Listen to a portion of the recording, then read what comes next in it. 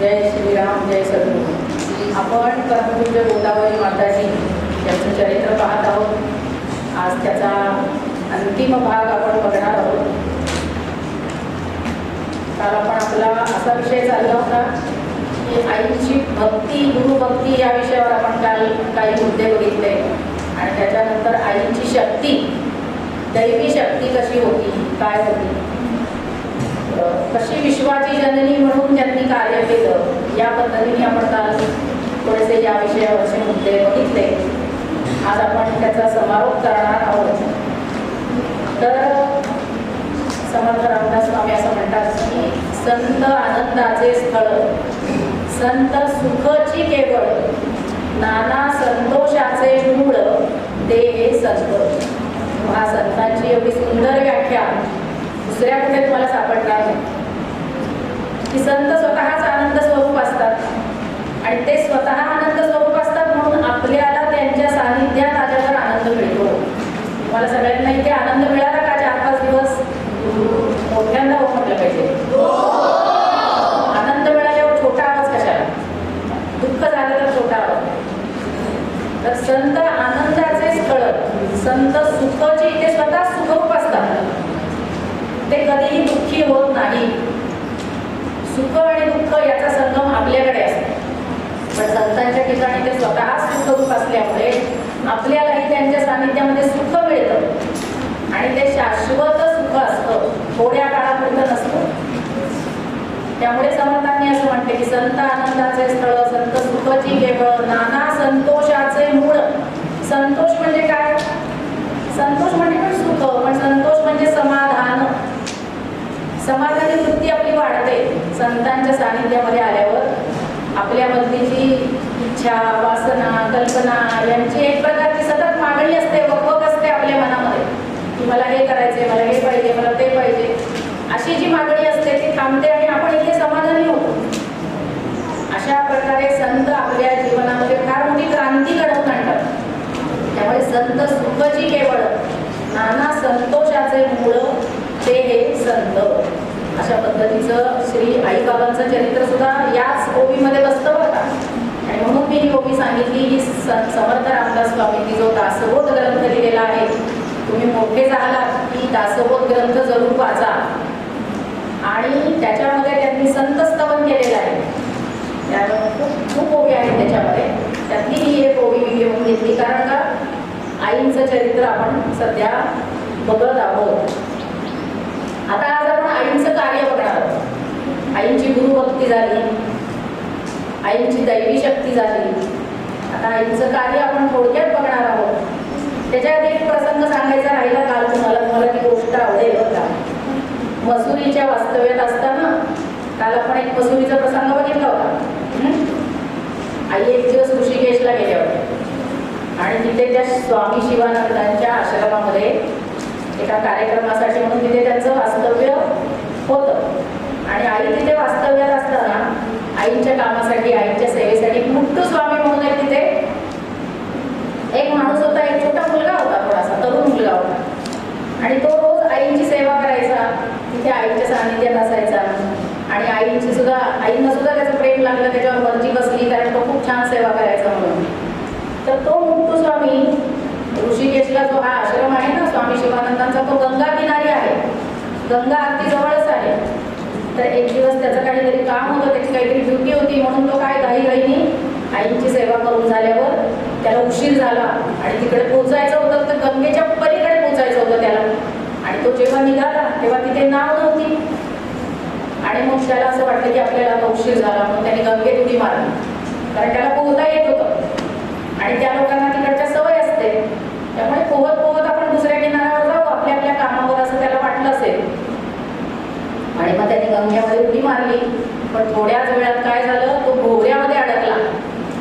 आणि हे तिथल्या काठावरच्या लोकांनी पाहिलं असेल की तो भोवऱ्यामध्ये अडकला. आणि लोकांना म्हटलं की आता भोवऱ्यात अडकलेला माणूस परत जिवंत राहत नाही, तो पुन्हा वर येऊ शकत नाही पोहत.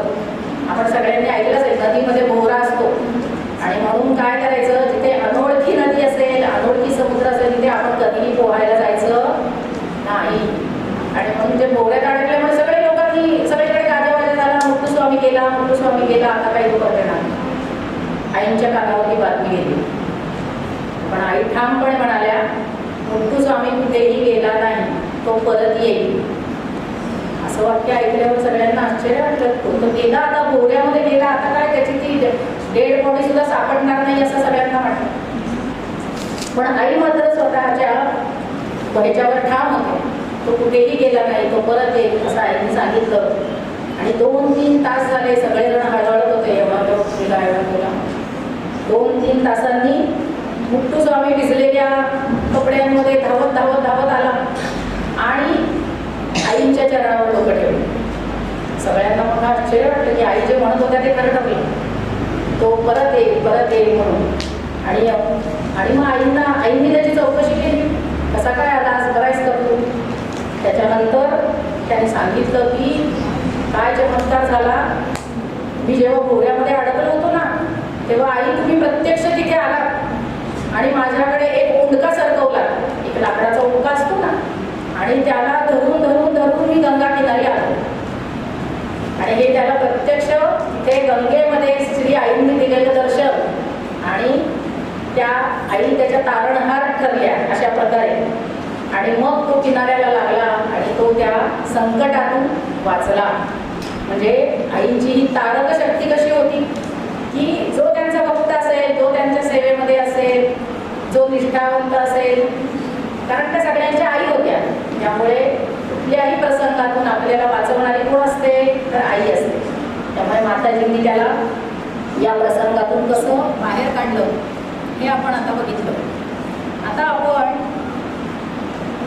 आईचं कार्य काय, आईची जी नामावली आहे त्याच्यामध्ये आहे कर्तव्य दक्षाय नमः असं लिहिलेलं आहे. तर कशा प्रकारे त्या कर्तव्य दक्ष होते आपण थोडक्यात त्याचे मुद्दे बघणार आहोत. पहिली गोष्ट म्हणजे बाबांनी तर या आश्रमामध्ये व्यवस्थित व्यवस्था सगळी लावून दिलेली होतीच.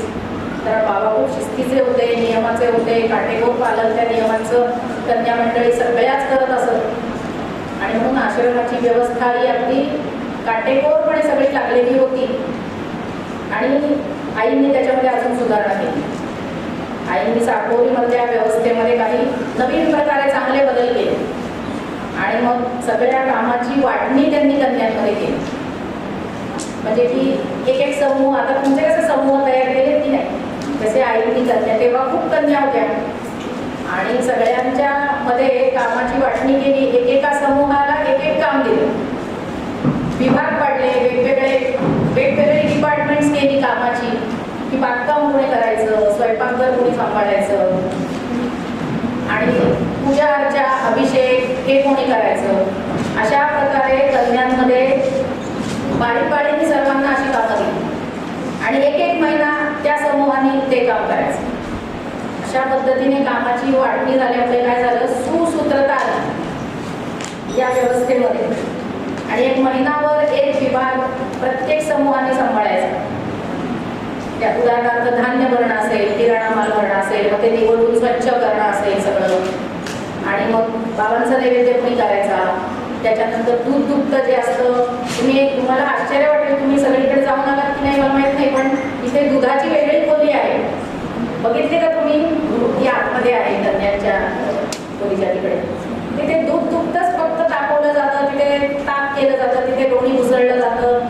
तिथे रोज कृष्णाच्या नैवेद्याचं जे लोणी आहे ते तिथे मोठी रवी आहे आणि मोठं एक असं ताक उसळण्याचं आहे. हे सगळं जुन्या काळातलं आहे. तर बाबांची किती दृष्टी होती, दूरदृष्टी, की दुधासाठी वेगळी खोली आहे, त्याला अशा जाळ्या लावलेल्या आहेत की तिथे काही कुठलेही किडे मकोडे जाऊ नये म्हणून. अशा प्रकारे आईंनी सुद्धा यज्ञ विभागाची सुद्धा आईंनी बारकाईने अतिशय तयारी करत असत. आई या वर्षातनं 7 यज्ञ इथे होतात, आपल्या सगळ्यांना आता माहिती झालेलं आहे.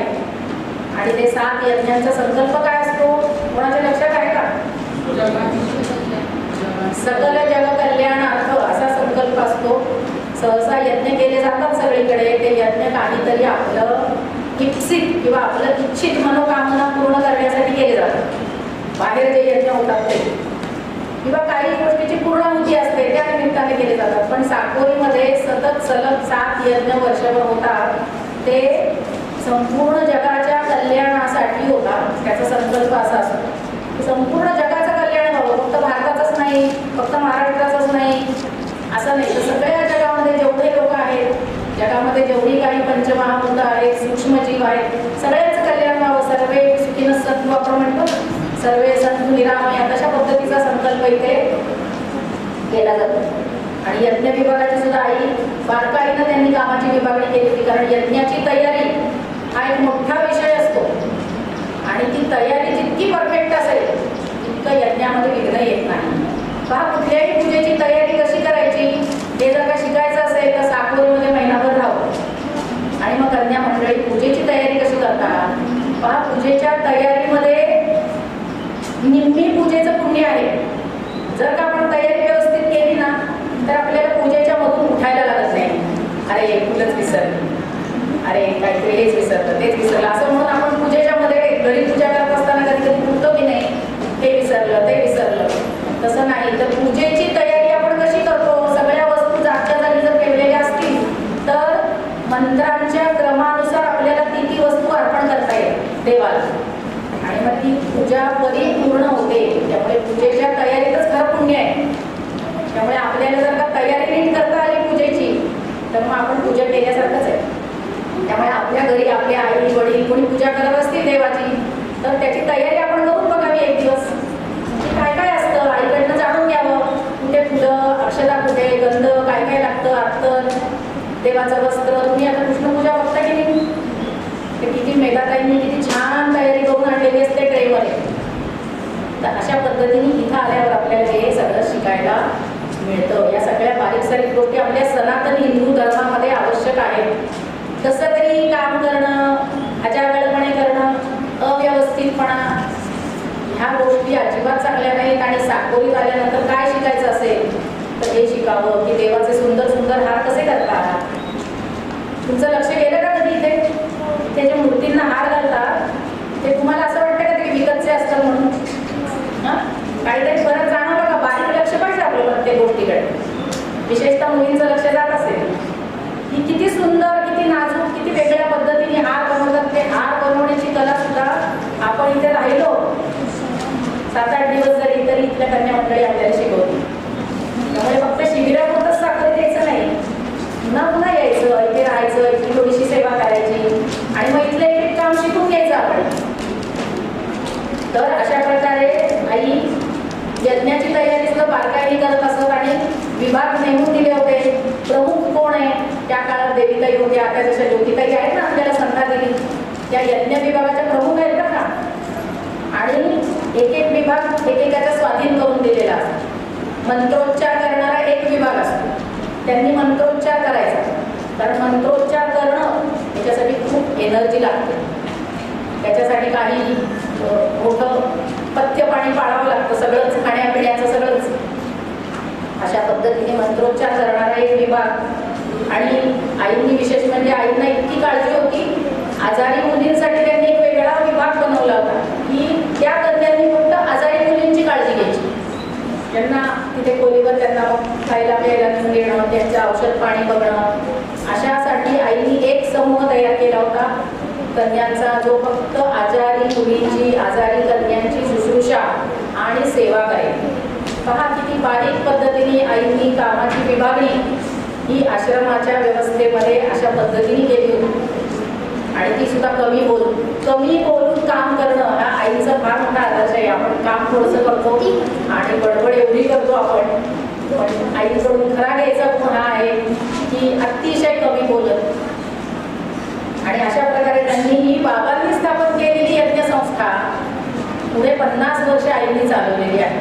50 वर्षाचा कार्यकाळ आईचा आहे. 24व्या वर्षी त्या गादीवर बसल्या. लहानपणापासून इथंच होत्या, पण तरी सुद्धा बाबांच्या जागी गादीवर बसल्या तेव्हापासून विशेष जबाबदारी त्यांच्या अंगावर पडली. आणि ती तसं बघायला गेलं तर खूप लहान वयात पडली. 24वं वर्ष म्हणजे सद्गुरू पदावर 24व्या वर्षी म्हणजे तसं फार लहान वय, पण आईंनी ते सगळं सांभाळलं. पण इतकीच सांभाळलं का फक्त आईनी बाहेरच्या देशात जाऊन सुद्धा कन्या मंडळीला घेऊन जाऊन USA, UK या देशांमध्ये आई फिरल्या, सगळीकडे यज्ञ केलेले आहेत बाहेरच्या देशांमध्ये जाऊन. आणि भारतात सुद्धा बऱ्याच ठिकाणी आईंनी यज्ञ केले, म्हणजे आईच्या नेतृत्वाखाली यज्ञ झाले. त्याच्यानंतर आईंनी बरीच परदेश यात्रा केलेली आहे. Rome, Geneva, Paris, London, Frankfurt, Zurich या सगळ्या देशांमध्ये आई जाऊन आल्या. तिथे सत्संग झाले, तिथे त्यांचं स्वागत झालं. तिथल्या भक्त मंडळींनी, काही फॉरेनर्स लोकांनी सुद्धा आईकडून काही आदर्श घेतला, त्यांच्या भेटीगाठी झाल्या. त्याच्यानंतर आई दिल्लीला गेल्या होत्या एकदा यज्ञासाठी. आणि दिल्लीच्या वास्तव्यामध्ये मग माताजी कन्यांसह राष्ट्रपती व्यंकटरामण यांची भेट घेतली त्यांनी. आईंना त्यांनी आपल्या राष्ट्रपती भवनात निमंत्रित केलेलं होतं. त्याच्यानंतर तेव्हा जे उपराष्ट्रपती होते श्री शंकरदयाळ शर्मा, हे संस्कृतचे गाडे अभ्यासक होते बघा, त्यांनी सुद्धा आईंना निमंत्रित केलं होतं त्यांच्या घरी, म्हणजे उपराष्ट्रपती भवनात. त्याच्यानंतर सरन्यायाधीश श्री GL ओझा, सरन्यायाधीश म्हणजे आपलं जे सुप्रीम कोर्ट आहे दिल्लीचं, त्याचे जे जज आहेत, त्याचे जे हेड जज आहेत ते सरन्यायाधीश म्हणतात. त्यांच्या निवासस्थानी पण आई जाऊन आल्या. सगळ्यांनी आईचं आगत स्वागत केलं आणि कन्या मंडळींच्या कडून वेद पठण ऐकण्याची इच्छा उत्पन्न झाली त्यांना. राष्ट्रपती उपराष्ट्रपती जे होते त्यांनी अशी इच्छा व्यक्त केली की आम्हाला कन्यांकडून वेदपठणाचा लाभ व्हावा. आणि म्हणून मग देविकाईंसह सगळ्या कन्या तिथे गेलेल्या होत्या आणि त्यांनी मग वेदपठण केलं. आणि उपराष्ट्रपती खूप प्रसन्न झाले ते ऐकून. आणि ते काय म्हणाले की तुम्ही तिकडे दक्षिणेकडे, म्हणजे हे सगळं दिल्लीत चाललंय हो का, दिल्लीतल्या लोकांना महाराष्ट्र हा दक्षिणेकडे आहे, त्यामुळे ते असं म्हणाले की तुम्ही तिकडे दक्षिणेमध्ये खूप मोठं कार्य चालवलं आहे, याची आम्हाला पुसटशीही कल्पना नव्हती. पहा, एवढा मोठा आश्रम इथे आहे, मोठं महान कार्य चालतं, पण खूप लोकांना ते माहिती नसतं. आणि त्या काळी एवढं काही प्रसिद्धीची साधनं पण नव्हती. त्यामुळे राष्ट्रपतींना मोठं आश्चर्य वाटलं, शंकरदयाळ शर्मा यांना आश्चर्य वाटलं. आणि ते म्हणाले की तुम्ही खूप मोठं कार्य करत आहात आणि आम्ही तुमच्या आश्रमाला भेट दिल्याशिवाय राहणार नाही. अशा पद्धतीने त्यांनी आईंना आश्वासित केलं की आम्ही तिकडे आलो की नक्की तुमच्या आश्रमाला भेट देऊ. शंकरदयाळ शर्मा यांनी जे काही मानपत्र आईंना दिलेलं आहे ते खाली आपल्याला सभागृहात लावलेलं दिसेल, ते जरूर वाचा. अशा रीतीने आईंची दिल्लीची यात्रा संपन्न झाली. पुढे त्या ऋषिकेश, हरिद्वारला गेलेल्या आहेत आणि ऋषिकेशला त्या पुन्हा एकदा शिवानंद आश्रमात गेल्या. तेव्हा शिवानंद स्वामी नव्हते, त्यांची समाधी झालेली होती, पण त्यांचे शिष्य होते माधवानंद. आणि तेव्हा आई तिथे राहिल्या होत्या काही काळ आणि आई तिथे म्हणाल्या की शिवानंद स्वामी नाही असं आम्हाला वाटतच नाही. त्यांचं अस्तित्व आम्हाला इथे जाणवत आहे. आणि त्यांचे जे शिष्य होते तिथे, जे गादीवर होते ते माधवानंद, ते म्हणाले की त्यांनी असा संदेश दिला, अध्यात्म हा चर्चेचा विषय नसून आध्यात्मिक तत्व जीवनात उतरवायचे असते. ते अनुभवाचे शास्त्र आहे आणि त्या दृष्टीने साकोरी कन्याकुमारी स्थानाची महती मोठी आहे. पहा एवढं मोठं एक सर्टिफिकेट त्यांनी दिलेलं आहे, प्रशस्ती केली आपल्या आश्रमाची, की इथे अध्यात्म आचरणात आणलेलं पाहायला मिळतं. इथे त्याची चर्चा होत नाही, इथे हे गुप्त आहे सगळं. आणि म्हणून कोणीही त्याचा बडेजाव करत नाही, चर्चा करत नाही, प्रदर्शन करत नाही. आध्यात्मिक तत्व हे आपल्या जीवनात उतरवण्यासाठी असतं, ते स्वतःसाठी असतं. अध्यात्म शब्दाचा अर्थ काय? आधी आत्म. आत्म म्हणजे आपला आत्मा. तो कुठे असतो? वर दिसतो का कोणाला? आत्मा आतमध्ये, वरती फक्त आपला देह दिसतो. तर म्हणून आपल्याकडे आपण लक्ष देणं. समर्थ रामदास स्वामी म्हणतात, पहावे आपणासी आपण या नाव ज्ञान. आत्मज्ञानाची व्याख्या केली आहे की दुसऱ्यांकडे बघू नका, इकडे बोट टाकव, तिकडे बोट टाकव, हा कसा वागतो, ती कशी वागते, याला अध्यात्म म्हणत नाही. मी माझ्याकडेच पाहिजे, मी कशी वागते, मी आज काय चुकले, माझं काय चुकलं, मी सकाळपासून काय काय केलं, हे अध्यात्म आहे. मी किती वायफळ बडबड केली आज, आणि मी किती वेळ मौन राहिले. आता आपल्या मिलिंद दादांनी खूप छान सजेशन दिलेली आहे, पुढचं जेव्हा इथे शिबिर होईल तेव्हा आपण कमीत कमी 3 दिवस मौन सगळ्यांचं ठेवायचं आणि फक्त हातामध्ये माळ घेऊन नामस्मरण करायचं. आपली आपली कामं करायची, पण बोलायचं नाही. खूप छान मला वाटली ती सजेशन द्यायची, तो सल्ला त्यांचा छान आहे. आपण पुढच्या वेळी आपण त्याचा विचार करू, आचरणात करू. 3 दिवस नाही जमलं तर 1 दिवस तरी करूया, कारण आईला ते खूप आवडेल. आणि इथे आल्यावर आई बाबांना जे आवडेल तेच आपण करायचं. आणि अशा पद्धतीने हा सगळा भाग म्हणजे त्यांनी दिलेला संदेश की साकोरी आश्रम, साकोरी कन्याकुमारी स्थान याची महत्त्व फार मोठी आहे. कारण तिथं अध्यात्म आचरणात आणलं जातं. बाहेरच्या लोकांनी दिलेली प्रशस्ती ही नेहमी आपल्याला लक्ष वेधत वाटते, कारण आपण जिथे राहतो ना, जिथे पिकतं तिथं विकत नाही अशी म्हण आहे. पण मग बाहेरून पुढे स्तुती केली की आपल्याला जरा लक्ष वेधलं जातं. आणि अशा पद्धतीने मग आईचं सगळं जीवन, त्यांची कर्तव्य दक्षता, या सगळ्या गोष्टी आपण पाहिल्या. आणि आता आपण एक छोटीशी गोष्ट आहे बरं का, इथल्या एक भक्त आहेत, तुम्ही आता रोज अंगरक्षा म्हणता ना म्हणून सांगतो तुम्हाला. एक आपल्या उषाताई ओझा म्हणून इथल्या, त्यांनी हे चरित्र लिहिलंय बरं का, तुम्हाला ते पुस्तक दिसेल तिथे, वंदी दे तुला म्हणून. तर त्या आईच्या खूप जुन्या भक्त होत्या, डॉक्टर शांताराम टिपणीस यांच्या ती बहीण, आणि अजूनही त्या आहेत, आपल्या कोथरूडमध्ये राहतात आणि खूप छान छान आईच्या गोष्टी पण ते सांगतात. तर त्या एकदा आईला भेटायला आल्या होत्या. आपले इथे संजय भाऊ बसलेले असतील ना, त्यांच्या घरी तेव्हा आई मुक्कामाला होत्या पुण्यामध्ये, सहकार नगरमध्ये. आणि तिथे आई आणि कन्या मंडळी सगळे मुक्कामाला होते.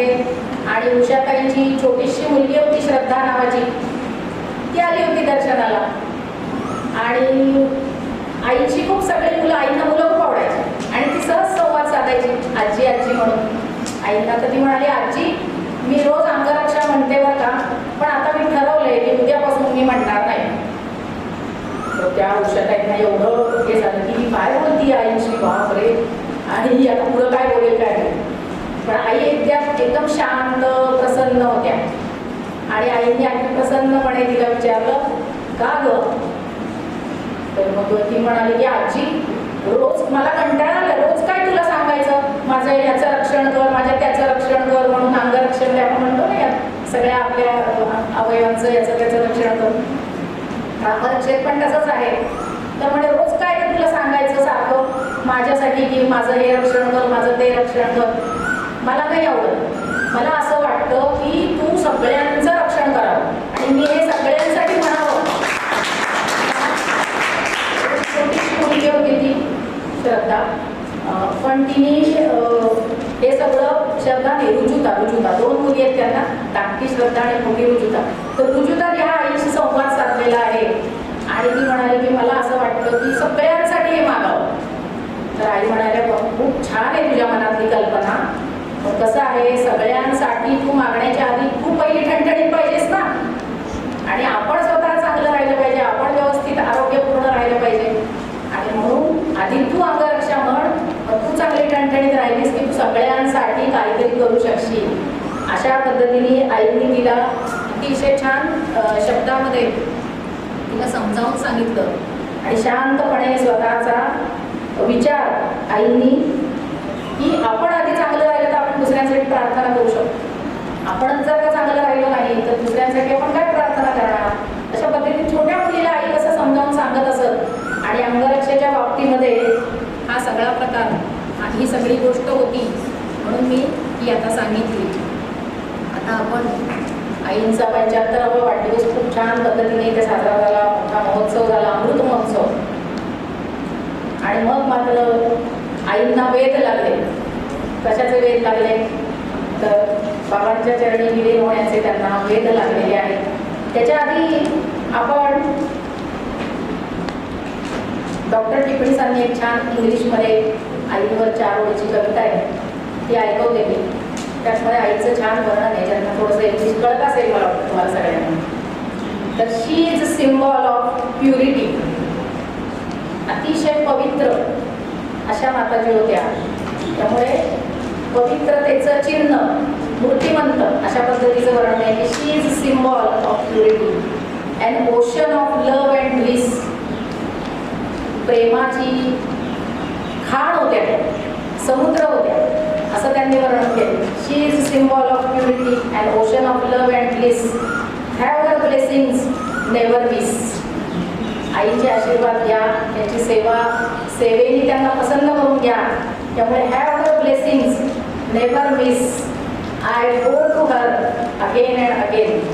असे ते अजून मोठी कविता आहे, पण त्याचे 4 ओळी आपण लक्षात ठेवूया की पुन्हा पुन्हा आईंच्या चरणी ते दंडवत प्रणाम करतायत की I go to her again and again. असे शांताराम टिपणीचे अत्यंत मोठे सद्भक्त इथे होऊन गेले आणि त्यांनी बरीच पुस्तकं आईबाबांच्या तत्वज्ञानावर त्यांनी PhD केलेली आहे. लंडनमध्ये जाऊन BBCच्या स्टुडिओमध्ये त्यांची मुलाखत झालेली आहे. तिथे त्यांनी आईबाबांचं कार्य सांगितलेलं आहे. अशा पद्धतीचे मोठे भक्त ते होते. त्याच्यानंतर आईचं जे अगदी समारोपाचं वर्णन आहे ते उषाताईंनी खूप छान याच्यामध्ये करून ठेवलेलं आहे. श्रावण मध्य पंचमीला आईंनी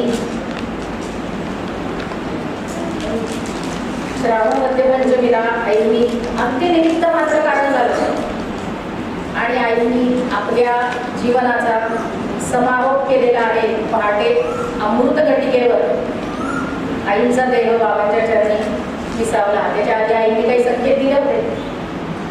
एक कन्या होती आईच्या सेवेमध्ये, तिला त्या म्हणाल्या होत्या आदल्या दिवशी आता उद्यापासून तुला त्रास देणार नाही, मी आमच्या सेवेतून तुला रिकामं करणार. पण तिला विचारायला काही कळलं नाही, ती बोलसट होती. अशा पद्धतीने संत वेगळे वेगळे संकेत देत असतात, पण आपल्याला कळत नाही. आईने आदल्या दिवशी सगळी कामं केली. गोमयाचा गणपती होता, त्याचं विसर्जन केलं, कृष्णपूजा केली. बाबांच्या तिकडे आंबवेलीमध्ये जाऊन त्या नित्य नियमाने निरांजन लावत असत. संध्याकाळी तिकडे दर्शन घेतलं, निरांजन लावून सगळी कामं व्यवस्थित करून, म्हणजे असं नाही कोणाला वाटलं सुद्धा नाही की माताजी उद्या पहाटे आपल्या बरोबर नसतील.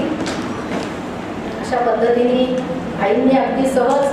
आणि नंतर एक जण फार जाणकार होते, त्यांनी सांगितलं की भल्या भल्या योग्यांना जे जमत नाही ते या माताजींनी 8 दिवसात करून दाखवलं. 8 दिवसात म्हणजे आई रोज रात्री जाण्याच्या आधी, समाधी घेण्याच्या आधी आई रोज रात्री 12 वाजता उठून बसून ध्यानस्थ बसत असत. हे त्यांच्या बरोबर ज्या कन्या झोपायच्या त्यांनी सांगितले की त्या काय करत होत्या, तर त्यांचं ते अनुसंधान लागलेलं होतं आणि योग मार्गाने त्यांनी देह ठेवलेला आहे. अशा पद्धतीने आईचा देह बाबांच्या चरणी श्रावण मध्य पंचमीला निमित्त मात्र कारणाने पहाटे अमृत घटिकेवर त्यांनी आपला देह. आणि शेवटी त्यांच्या मुखामध्ये एकच 2च शब्द होते, कृष्णा कृष्णा, असं अत्यंत हळू आवाजात त्या म्हणत होत्या. आणि डॉक्टरांना बोलवायच्या आधीच त्यांनी मेधाताईंच्या खांद्यावर, मेधाताई माहिती आहेत का तुम्हाला, खाली कृष्णपूजा करतात ना त्या मेधाताई, त्या कन्याकुमारी मेधाताई यांच्या खांद्यावर आईंनी मान टाकली आणि त्यांचे प्राण बाबांच्या चरणी विलीन झालेले आहे. नंतर आईंच्या त्या देहाची संपूर्ण इथे आपल्या आश्रमातून मिरवणूक काढली मोठी रथातून. सगळ्यांनी अंत्यदर्शन घेतलं आणि दुसऱ्या दिवशी आईंना ज्या ठिकाणी त्यांची समाधी आहे तिथे ती जागा सुद्धा बघा, ती जागा बाबांनी आधीच ठरवून ठेवली होती. इकडे बाबांची समाधी आहे, तिकडे सुद्धा बाबांनी असे खिळे मारून ठेवले होते बरोबर. कोणालाही माहीत नव्हतं, फक्त ज्यांनी खिळे मारले त्यांनाच माहिती होतं. आणि ती जागा बरोबर त्या समाधीसाठी निवडली गेली. आणि ती जी संगमरवरी समाधी आहे ती आपले इथले एक मोठे सद्भक्त आहेत नरेंद्र सहस्त्रबुद्धे. ते जागतिक दर्जाचे मोठे वास्तुशास्त्रज्ञ आहेत, विद्या वाचस्पती आहेत, वास्तुविद्या वाचस्पती आहेत. त्यांच्याकडून ते कार्य झालेलं आहे. संगमरवरी समाधी त्यांनी तिथे बांधली आईची मूर्ती बसवण्यासाठी. ते जे काही सगळं बांधकाम तिथे केलेले आईच्या मंदिराचं, आई एकदा सहज त्यांना म्हणाले होते की तू बंगला बांध नरेंद्र, मी राहायला येईल, असं त्यांना मागे म्हणाल्या होत्या. पण तो योग आला नाही. पण नरेंद्र सहस्त्रबुद्धेंकडून आईंनी समाधीचं फार मोठं महान कार्य करून घेतलं, समाधीचं बांधकाम करून घेतलं. आणि अशा पद्धतीने आईंचा देह तिथे अतिशय विधिवत पद्धतीने विसावलेला आहे. हे सगळे साकोलीची भक्त मंडळी मागे बसलेली आहेत. या सगळे त्या क्षणाचे साक्षीदार आहेत ज्या क्षणी आईंनी समाधी घेतली. आणि अशा पद्धतीने आईंचं कार्य आपण गेले 3 दिवस पाहिलं. आणि उषाताई ओझांनी खूप छान एक अभंग शेवटी लिहिलेला आहे. अगदी पहाटे 3:30 वाजता आईंनी तेव्हा ठेवला होता. आला आषाढ श्रावण संत वाजविली टाळी, आधी माया मुक्ताबाई लुप्त चैतन्यात झाली. आला आषाढ श्रावण विष्णुपद स्तब्ध झाले, आला आषाढ श्रावण धावा जनीच्या नामया, विठ्ठलाच्या डोळ्यातील तुसा असवे स्वामी. असा हा सुंदर जनाबाईंचा अभंग त्यांनी घेतलेला आहे. अशा रीतीने आईचं जे चरित्र आहे ते आपण पाहिलं. जी काही अल्पबुद्धीने मला जे काही सांगता आलं ते मी तुम्हाला थोडंसं तुमच्या भाषेत सांगण्याचा प्रयत्न केला. आईबाबांनीच ही सेवा करून घेतली. ती सेवा मी त्यांच्याच चरणी अर्पण करते. आणि आईबाबांना मनापासून आपण सगळेजण